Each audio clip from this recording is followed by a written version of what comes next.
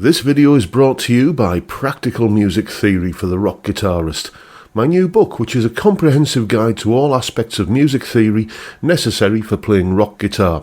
From blues to the cycle of fifths, from understanding and using modes to choosing the right notes for a melodic solo, from pentatonic scales to chord construction and keys. It's all covered in a clear and concise manner.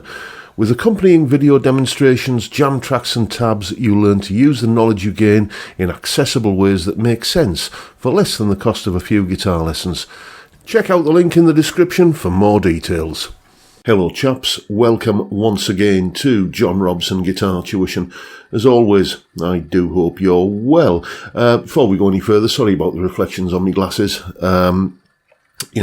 These are my spare pair, my normal pair of glasses. They felt a bit. It turns out that getting chewed by a dog is not a good thing to subject your spectacles to, but there you go, you live and learn.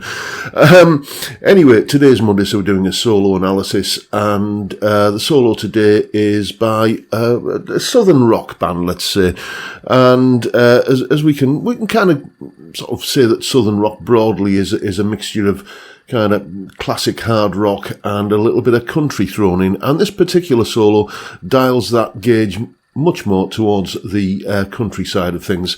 Here's what it sounds like.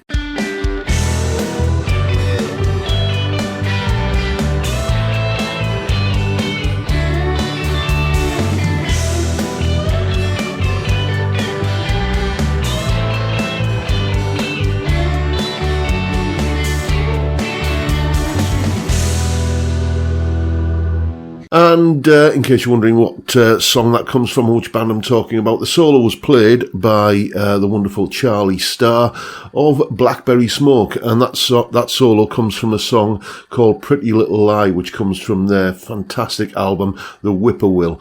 One of my favourite albums. It's just, when you kind of get so into an album that you just want to, you get to the end of the album and you want to hear it again in its entirety. That's how I'm kind of feeling about that album at the moment. Fantastic. If you're not aware of it, go and check it out. Anyway, that's what the solo sounds like. Let's have a little bit of a look at what's going on in the solo. Solo explanation. Okay, beginning as always with the chords we're playing over. It goes like this.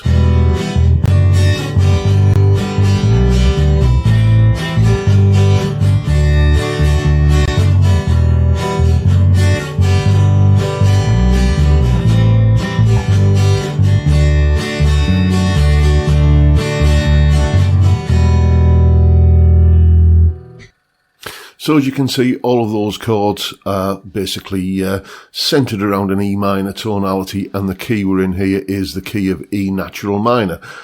You can think of this as being the relative major key of G major, but focusing more on the E minor chord, or you can call it the E Aeolian mode. Lots of different ways of describing it, but they all amount to the same thing.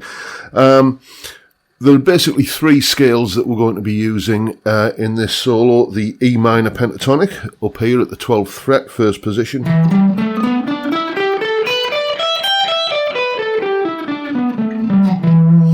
We're going to be using another pentatonic scale, the D major pentatonic, this position down here, where your first finger would be anchored at the 7th fret.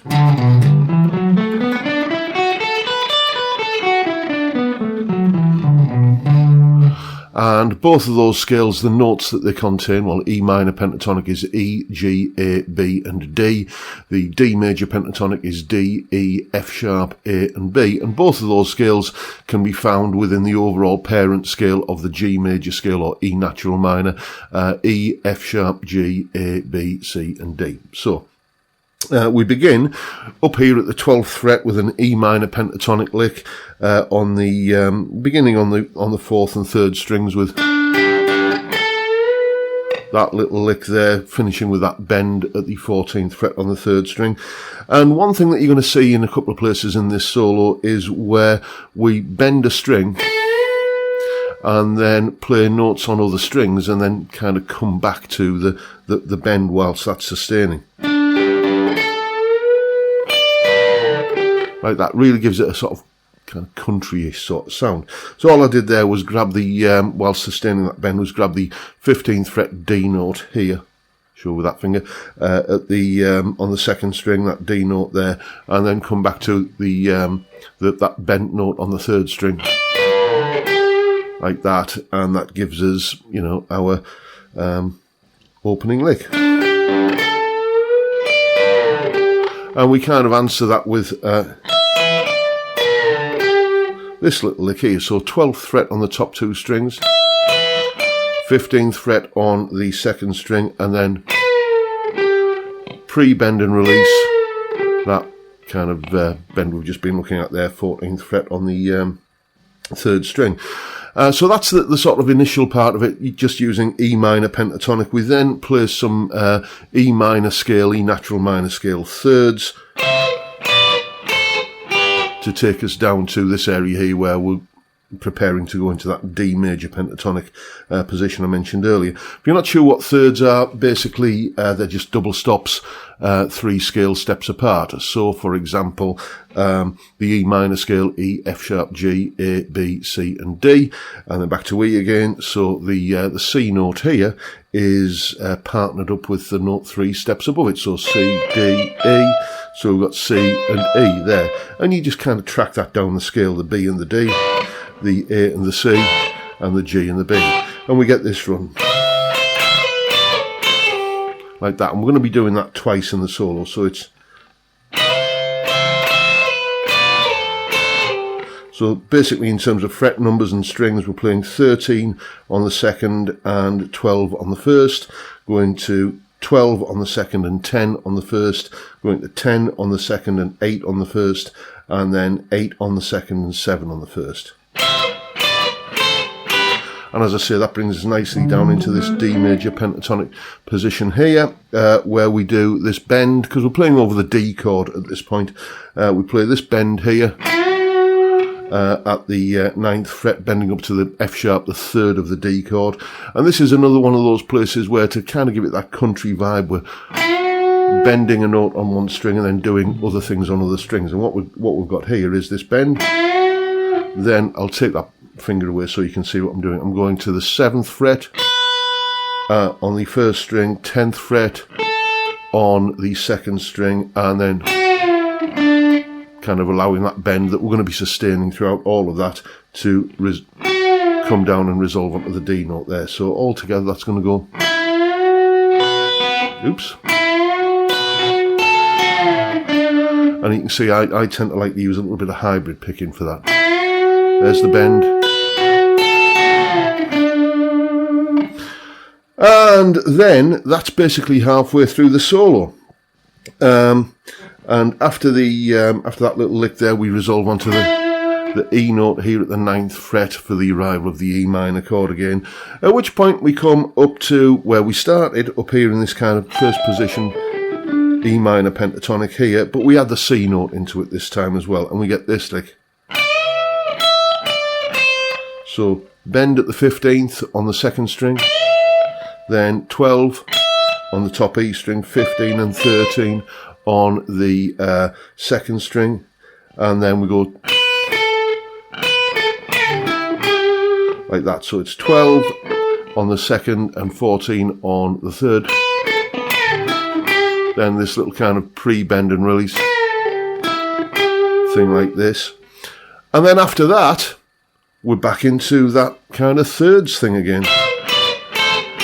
All the same licks as we've kind of looked at the end of the first half of the solo now are recycled at the end of the second half of the solo. So we get,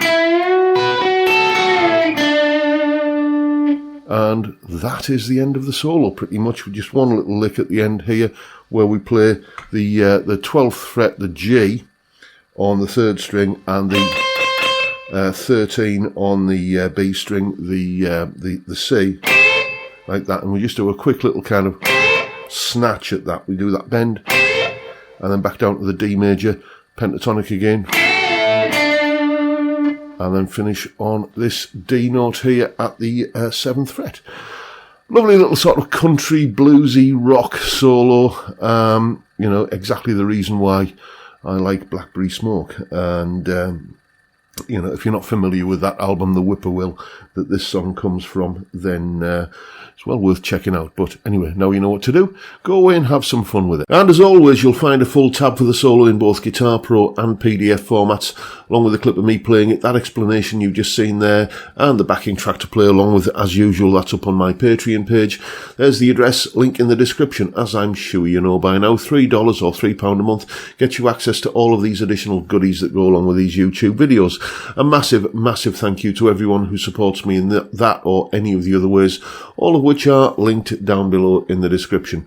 And that is pretty much it for today, folks. Hope you've enjoyed the video and found it useful and informative and entertaining in some small way. And if that's the case, please hit the subscribe button and the notification bell if you haven't already done so. Why not drop me a like as well while you're at it?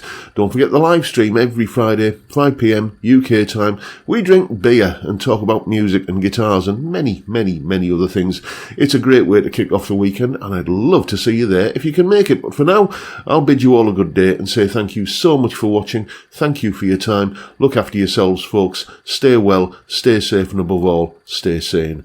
Bye for now.